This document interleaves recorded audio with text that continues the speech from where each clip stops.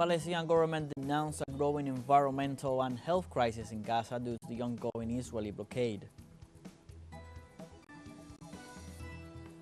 Haiti's new government, headed by businessman Didier Fils-Aime, was officially sworn in after a week of escalating violence in the capital. And in the Philippines, more than 650,000 people were evacuated after Super Typhoon Man-Yi made landfall on Saturday night.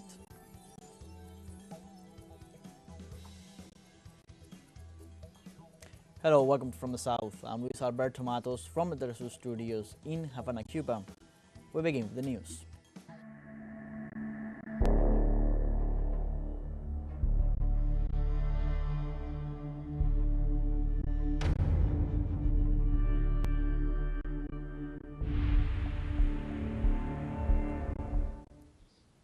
The Palestinian government denounced a growing environmental and health crisis in Gaza due to the ongoing Israeli blockade.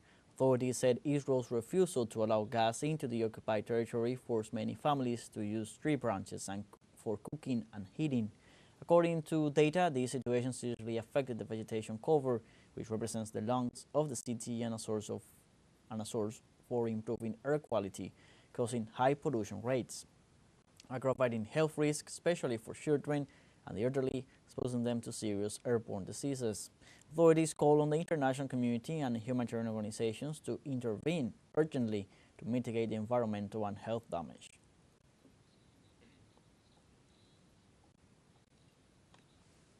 And also in Gaza, Israeli forces killed at least 70 Palestinians early this November 17th in a new attack against Rafah and Bureij refugee camp.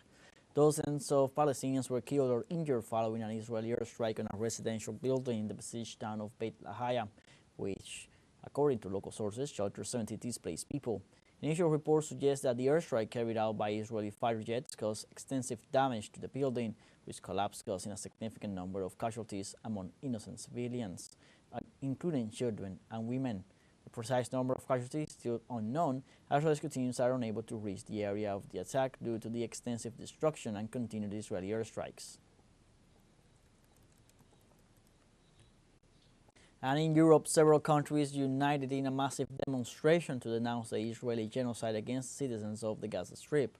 According to various media reports, thousands of people participated in rallies organized in Turkey, Norway, Austria, Germany, Denmark, Sweden, and Italy, condemning the crimes against humanity committed by Zionist troops in Palestine. Participants also demanded a ceasefire and the entry of humanitarian aid into the country. Furthermore, they also called for an end to double standards and the need to bring the Israeli occupation to justice for its massacres against the Palestinian people, especially against women and children. And in Brazil, citizens mobilized in the city of Rio de Janeiro in solidarity with the people of Palestine within the framework of the meeting between the heads of states of the G20. During the activity, the mobilized people raised their voice for the thousands of victims killed by Israel in the Gaza Strip since October 7, 2023. They also held the G20 member countries responsible for the massacre for not taking concrete measures to demand a ceasefire and to guarantee the stability of the region. Citizens also expressed their solidarity with the peoples of Syria, Lebanon, and Cuba and Venezuela in the face of the imperialist pretensions of the West. And Spanish citizens demonstrated in Madrid to demand self-determination for the people of Western Sahara. More than 1,000 people took part in a demonstration on the central street of Atocha, accompanied by banners condemning the Moroccan proposal that rejects the independence of Western Sahara and limits itself to give autonomy to this territory. In turn, the spokesman of the United Left, Enrique Santiago, pointed out that the government of Pedro Sanchez betrayed the Sahrawi people and violated international law by handing over Western Sahara to the Moroccan government. In this regard, he asked to guarantee the right to self-determination of the Sahrawi people by holding a referendum that would allow them to decide on their independence. And in Iran, the government announced that they will take new measures on its nuclear program if the Board of Governors of the International Atomic Energy Agency issues a resolution against the country. During a televised interview, Iranian Foreign Minister Abbas Araghchi stated that there are still limited opportunities for nuclear negotiations with the West regarding the nuclear deal. Aragachi also stressed that the country still believes in the possibility of resolving differences through diplomacy, but this will only be achieved if there is real will on both sides. This comes after the Director General of the International Atomic Energy Agency, Rafael Grossi, declared that the nuclear agreement with Iran needs to be reformed.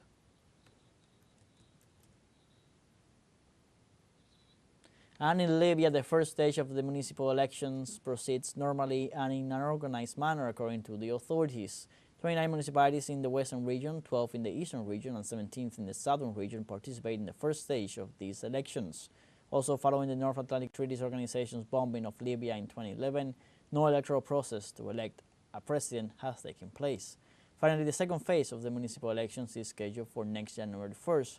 It should be noted that more than 210,000 citizens are called to go to the polling stations in 142 constituencies in the west, east, and south of the North African country. And in Senegal, the people will be able to exercise their right to vote in the more than 7,000 polling stations which open their doors this November 17th. More than 7 million voters in Senegal are summoned to go to the polls for early parliamentary elections, which predict a rivalry between the former President Macky Sall and the current Prime Minister Ousmane Sonko. In a press release, the National Council of Audiovisual Regulation asked the media to show responsibility and professionalism to guarantee that the results broadcasts are verified and come from authorized authorities. In the midst of a climate of violence, the Minister of Interior and Public Security, Jean-Baptiste, assured that the voting will be free and transparent.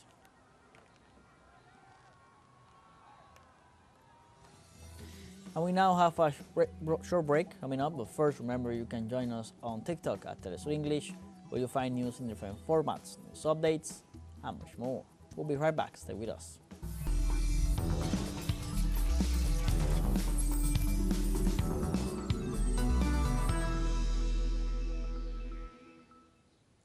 Welcome back.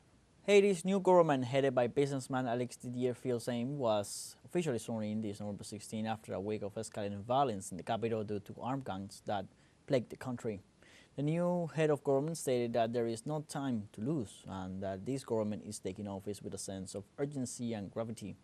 Of the total number of ministers, 8 will retain the positions they held under the recently dismissed Prime Minister Gary Conille, while 10 will join the executive. The new head of government invited ministers to fully appreciate the magnitude of the responsibilities incumbent upon them and consider that only the participation and contribution of all can provide effective and lasting responses.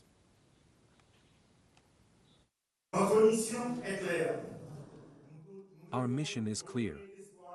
We must give hope to our people by tackling with determination the major challenges that Haiti faces.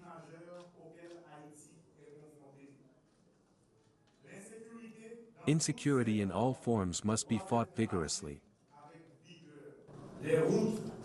Roads and major roads must once again become avenues of life and prosperity. And those who have had to abandon their homes must be able to return to their homes in complete safety. In Haiti, residents of the Solino neighborhood gathered to improvise shelters in the area of Bourbon in a desperate effort to assemble a camp where they can settle. The International Organization for Migration denounced that the gang violence in Haiti's capital caused the displacement of more than 20,000 people in a matter of 4 days amid escalating violence. The crisis has also disrupted critical supply chains and isolated the city. In this context, the closure of air traffic following the shooting of 3 commercial aircraft, restrictions on access to the country's main seaport, and insecurity on the roads have left the metropolitan area in a state of paralysis, compounding the suffering of vulnerable communities. Haiti must hold elections to elect a new government. I can't lie to you, I have no idea how the government will be able to organize the elections because violence is dominating everything. And the government doesn't seem to have the will to solve the problem of insecurity. In other news, the president of China, Xi Jinping, declared on November 16 he is willing to maintain relations with the United States under the administration of Donald Trump on the right terms in a meeting with his counterpart, Joe Biden, in Peru. During the meeting, Chinese President Xi Jinping pointed out that contradictions and differences between two great countries like China and the U.S. are inevitable, but one side should not undermine the fundamental interests of the other. In that sense, she indicated that the One China principle and the three joint communiques of China and the U.S. are the political basis of the relations between the two countries. Xi Jinping pointed out that they should always be respected. He also referred to the Taiwan issue, democracy and human rights, China's way and system, and China's right to development are four red lines for China which must not be challenged or crossed. Es una gran revolución científica y tecnológica. In a great scientific and technological revolution in full swing, neither dissociation or supply chain disruption is a solution. Only mutual and beneficial cooperation can lead to common development. The policy of small yard, high fence is not what a big country should pursue. Only openness and exchange can improve the welfare of mankind. As two big countries, China and the United States should keep in mind the interests of the whole world, and inject more certainty and positive energy into a turbulent world. In this context, the President of China expressed his willingness and commitment to work together with the U.S. government. China está dispuesta a trabajar con la nueva administración estadounidense. China is willing to work with the new U.S. administration to maintain communication, expand cooperation, and manage differences, to strive for a stable transition of the Sino-U.S. relationship for the benefit of the two peoples. In Argentina, the consumer price index with respect to the food sector has been growing for months at half the general inflation rate, a fact that the government celebrates while all food and beverage items fall up to 25% in sales. The prices of the food basket after the devaluation order by Milei in December 2023 have reached unattainable values for the population. A report by the consultant firm PXQ, headed by the former Vice Minister of Economy Emmanuel Alvarez Ayes, shows that in Argentina, food prices in dollars are among the most expensive in the world. The report also compares the values of textiles and durable goods with what they cost in other countries, showing surprising figures.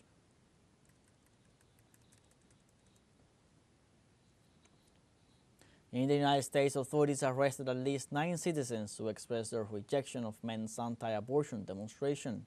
According to local media, the anti-abortion mobilization attracted counter-demonstrators dressed as clowns, who were arrested for disorderly conduct. The local police department also added that members of the counter-protesters were verbally assaulting participants of the men's march and explaining that such ideals were not welcome in the city. Afterwards, local authorities did not immediately make it clear when the arrested individuals would be brought to justice.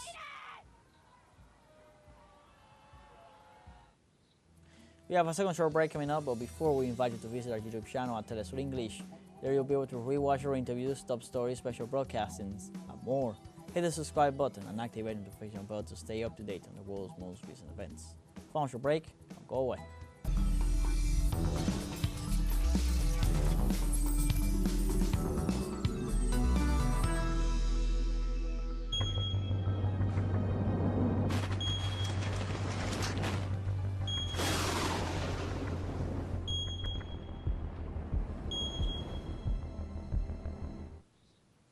Welcome back. In the Philippines, more than 650,000 people were evacuated after Super Typhoon Man-Yi made landfall on Saturday night. The Super Typhoon hit the island municipality of Catanduanes, destroying houses and uprooting trees. This Sunday, the Super Typhoon made landfall in the northern province of Aurora at 3:20 p.m. local time, with sustained winds of up to 185 km per hour and gusts of up to 230 km per hour. It is estimated that Man-Yi could impact Luzon, country's most populous island and economic powerhouse, crossing north of Manila and moving into the South China Sea by Monday.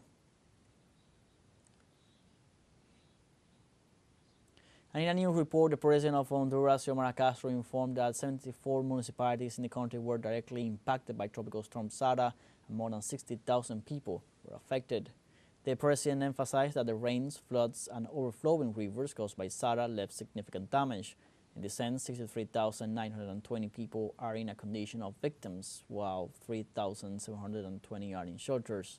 Castro's government, SINAGER, COPECO, and the Secretariat of the Risk Management and National Constituencies are currently working to save lives and provide protection to the people most exposed to damage and which has not yet been reached due to the severity of the weather conditions.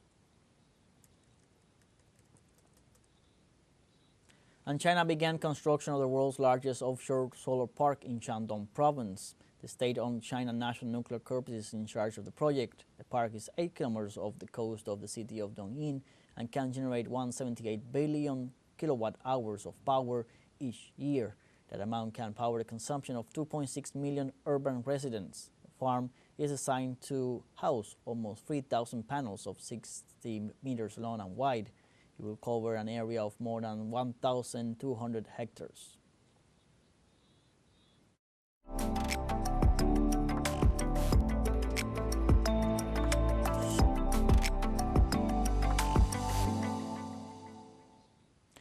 El Salvador makes history by inaugurating the first Palestinian museum in Latin America located in the Salvadoran Arab Club.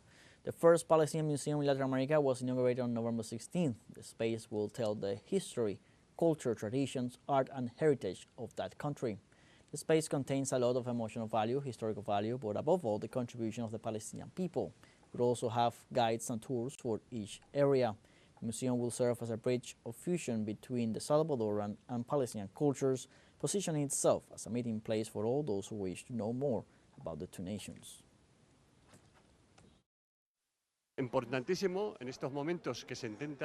It is very important in these times when they are trying to eliminate or annihilate the Palestinian identity, to be Palestinian. That people who are more than 10,000 kilometers away from Palestine bring a fragment of Palestine, bring pieces of Palestine, bring coins, documents, maps and museum mounts, so that the present and future generations do not forget about Palestine. It is very important.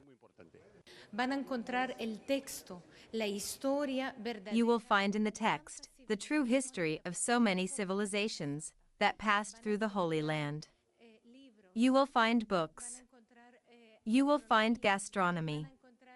You will find a person who will guide you in every detail, in every curiosity that you can find. We have tried to highlight the most relevant symbols that show us struggle and hope for our future, and what we are going to leave to the new generation and the next one. In India, the resurgence of retro records among music fans reflects the trend of skyrocketing vinyl sales from the United States to Britain and Brazil. The retro format has been embraced by retailers such as Walmart and pressings around the world that produce these discs were shot through with celebrities such as Taylor Swift, Billie Eilish, and Harry Styles. In India, this resurgence is much smaller, but younger fans are joining the trend in an industry that Sajid Pillai, founder and director of a press in Mumbai, says is challenging in a slowly growing market. A decent turntable, sound system, and 10 records cost fans between $600 and $1,180, which at the low end is more than double the average monthly salary. Well, for those who can afford it, the old system offers a new experience. There is a particular kind of category of people who they still love, they're collectors, and then I realized all across the globe, it's really picking up. And we wanted to start a vinyl record plant in 2015, but then it was a very tough decision. People around us discouraged, you're going to spend a lot of money, burn your money, so don't take that risk. It needs a lot of old hands to run because the technology is pretty old and you don't. And I think a lot of people who sort of go down this route eventually realize that records do sound better. And another thing for me that specifically separates records from everything else is that records don't have a lot of fatigue, which means that ear fatigue, what that means is that I can listen to records for 8 hours straight and feel no reason to shut off my system. Whereas if I'm streaming something via Bluetooth or Wi-Fi, after 45 minutes, maybe an hour, I need to tone down.